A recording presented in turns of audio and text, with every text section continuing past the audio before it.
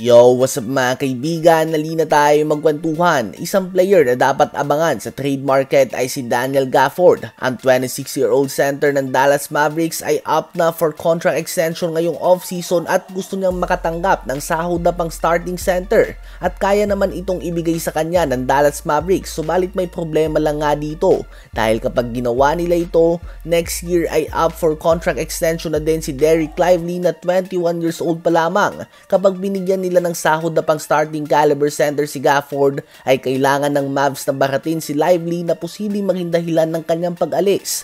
Kapag hindi inangatan nga ng Mavs ang sahod ni Gafford ay hindi ito pipirma ng kontrata at papasok siya sa free agency next off-season. Kaya naman ang tendency nito ay ititrade siya ng Mavs para naman may makuha silang kapalit at hindi lang ito aalis sa team ng ganun na lamang.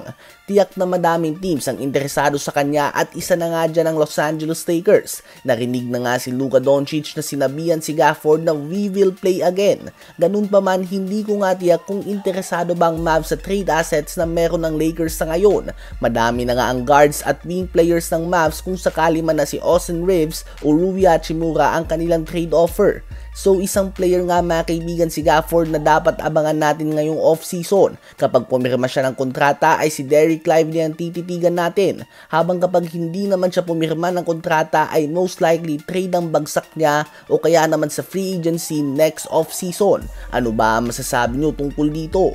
Ngayon ay tumungo naman tayo kay Julius Randle. Bago magumpisa ang playoffs na ito ay may reputasyon siya bilang isang playoff dropper. Ibig sabihin na isang player na pang regular season lamang at bumabagsak na ang stats tuwing playoffs na. Dahil alam nga ng lahat na laging patungo sa left side ng court si Randle at nasa attack mode dito palagi.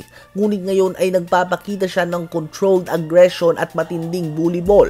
Naging problema nga siya ng Lakers at malaking problema ng Golden State Warriors. Aminado nga si Steve Kerr na unstoppable si Julius Randle at wala silang sagot dito. Sa palagay niya din ay nag-take ito ng leap o umangat sa next level ang kanyang performance. At tama si Steve Kerr. Sa last 4 games kontra sa Warriors ay nag-average siya ng 27 points, 7.5 rebounds, and 10.3 assists per game on more than 55% shooting sa field. Naglalaro si Randle ngayon na tila ba better version siya ni Zion Williamson.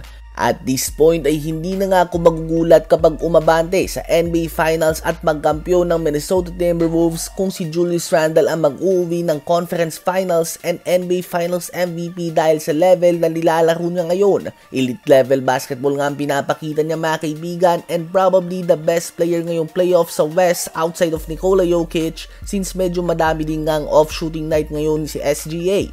Kayo ba mga kaibigan? Sa palagay nyo ba ay si Julius Randle ang best player ng Minnesota Timberwolves ngayong playoffs o si Anthony Edwards pa din?